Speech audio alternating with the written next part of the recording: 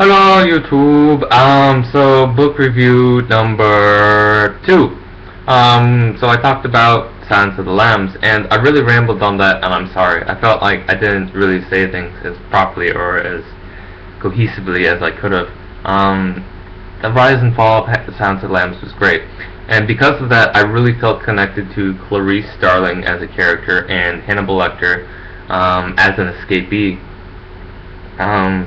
And so I decided, instead of going backwards and reading Red Dragon next, I would go forwards and read Hannibal, because that's the end of the series, and it kind of wraps up Clarice and Hannibal in a nice little bow. And I really wanted to just kind of know what happens next. The idea of going backwards and then finally progressing forwards, it didn't appeal to me. And so I tackled the book Hannibal next. The book Hannibal, I guess, is actually my third favorite out of the 4 books, and because of that, I give it. I'm generous and I give it 7 out of 10 stars, and that's because it had some great moments. I felt like Hannibal as a book happens too fast. So we start with Clarice Starling. She's kind of now this big shot badass person, and we start off and she's doing kind of this project where she's taking down this drug woman, and John Brigham, who is her Pistol Academy kind of crush in Silence of the Lambs, dies right off the bat. And that was kind of hard because I really liked John Brigham as a character, and we just up and kill him. But at the same time, it kind of throws us into this intensity and this, oh shit, here we go again feeling in Hannibal. So because of this, she Clarice Starling is kind of thrown into disrepute, and she has to, I guess, kind of fight the system. And because of this, her kind of little one spat with Krindler in Silence of the Lambs, who's I guess the kind of one of the heads in the FBI. She kind of is fighting this uphill battle against the system, where Krindler is constantly basically shitting on her. And so she's kind of thrown into disrepute. Everyone's kind of mad at her, and then all of a sudden she gets this note from Hannibal Lecter, kind of trying to encourage her, and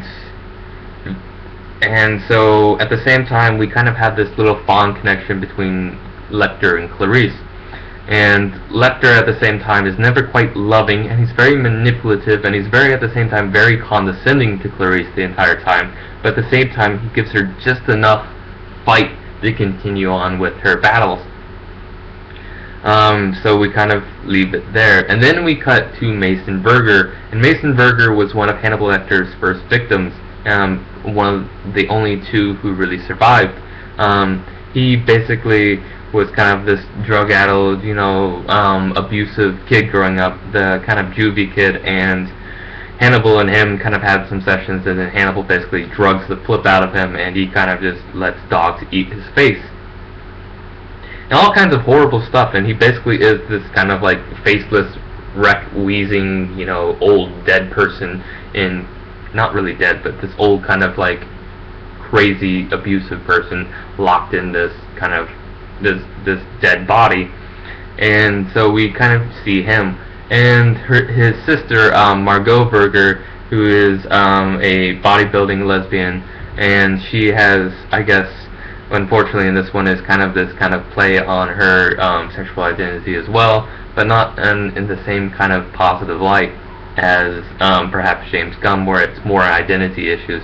Hers, it kind of seems like Thomas is almost kind of making fun or poking more at, I guess, sexually confusion in identity and stuff. And so she is a really powerful character, and I feel really kind of related to her. As a matter of fact, out of the entire book, I guess she's the character that I'm almost rooting for more than anybody else. She's a product of abuse. Mason basically abused her growing up as a kid, and because of this, she kind of now is indebted, I guess, in this kind of psychologically damaged way to Mason, and she really wants to have a kid with her partner, and because of that, she kind of wants to carry on the lineage of, I guess, her family, and kind of wants her damaged, paraplegic, kind of comatose brothers, not paraplegic, quadriplegic, brother sperm. And so she's kind of the enforcer for Mason, and Mason basically wants nothing more than to see Hannibal Lecter suffer like he did. And fair enough, Mason Verger basically got fucked over by Hannibal, and don't get me wrong, he's a complete, asshole, and he kind of deserved getting his face eaten, and he's a really abusive, horrible person. But you can kind of see why Mason's very upset, and he really wants to just kind of see Hannibal suffer the same fate. And now that Hannibal's on the loose and is, on the lam, and the sound of the lamb's pun. The idea that he's out there and living and free while he's kind of, comatose and dying in this horrible, disfigured character, his rage literally can't handle this concept, and so he is trying to find Hannibal, and he comes up with this idea that he's going to make him suffer, and that he's going to have these pigs eat him and eat his feet and eat his face and slowly kill him. And so he kind of has this sick, twisted idea that I'm going to get mine and I'm going to have this revenge. And then it ties in kind of to this whole conservative Christian thing where he's this supposedly kind of I've met Jesus kind of character, but reality is just kind of a front. And he kind of invites kids from this orphanage, and he kind of psychologically abuses them, and he comes off as this really big dickhole. And for that reason, I think Hannibal is less of a really good book, because you can't really relate to the villain, and there's no redeeming factors.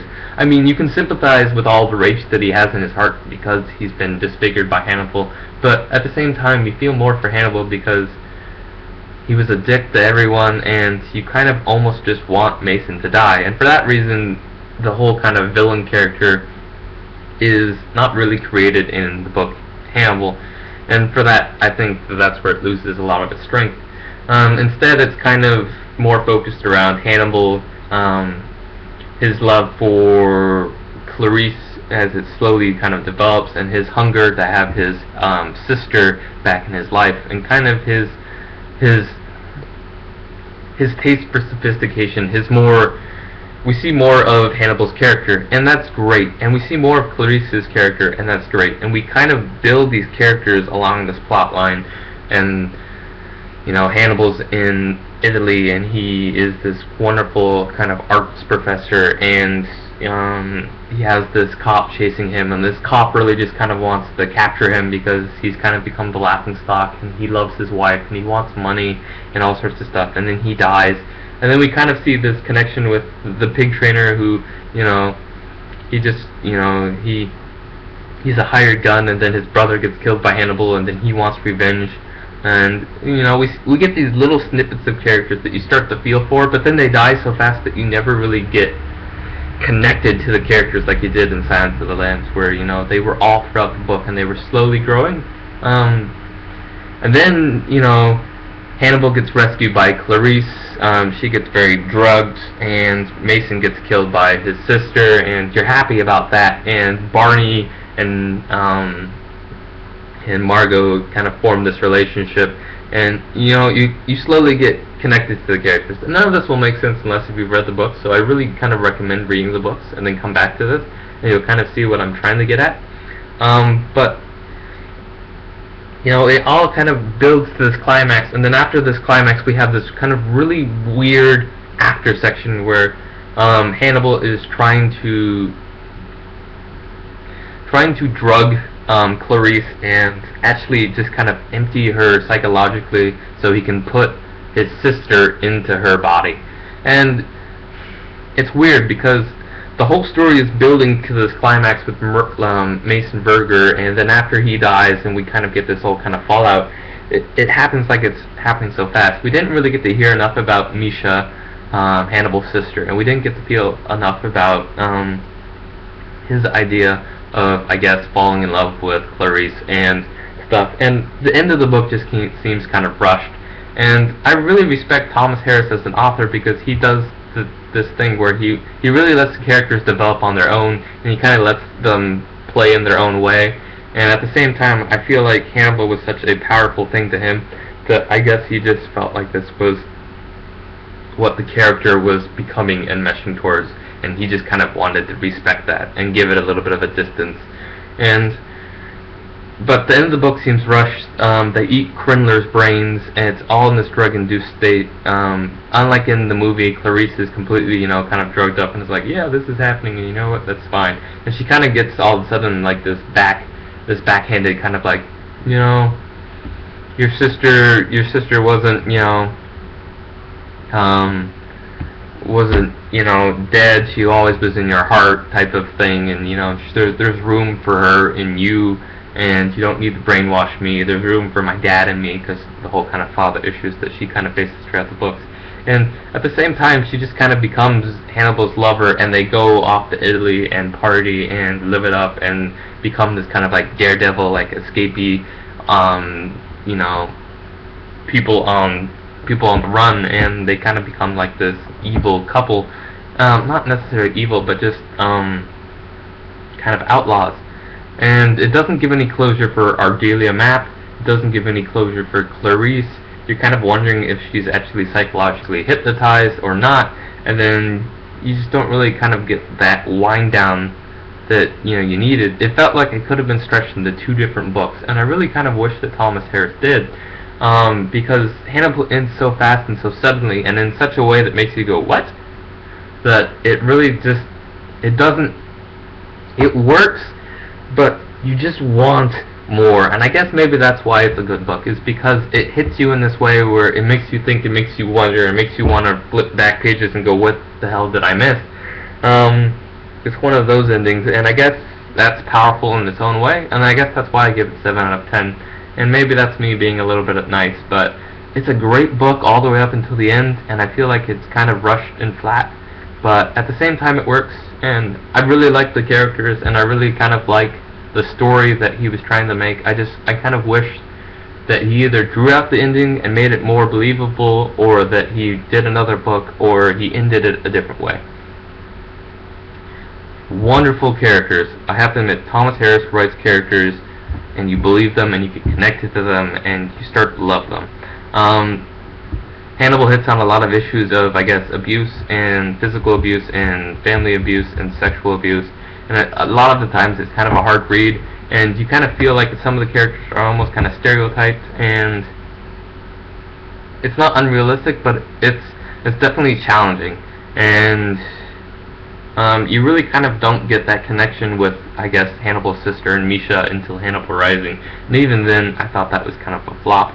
And so I guess from there I kind of felt like, okay, I really want to get reconnected with the old Hannibal, and so I picked up Red Dragon, and I'll talk about that one next. But Hannibal as a book, great. Movie, I love Anthony Hopkins. There are some great moments in Hannibal the movie, but it really takes a different twist. It almost seems like a different book. It's kind of floppy here, floppy there.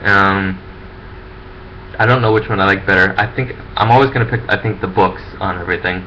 I haven't seen Red Dragon the movie yet. I really want to see it because I think that the actor who plays Francis Dollarhide is amazing. Sorry, that's Red Dragon. I'll get into that next. So Hannibal, good, not as good as Silence of the Lambs. Ending's kind of rushed. It's a hard read. It's really intense, but yeah. No, I enjoyed it. It took me longer to read, and I just didn't feel as connected with it. But I'm very happy that I did finish it. I think it's a good book. But definitely Silence of the Lambs is the jewel of the series. So yeah. Next up is Red Dragon. I went back to the beginning, and that will be my next review. Yep, so those are my feelings on the book. Yeah, sorry about all the rambles. I do ramble, but yeah.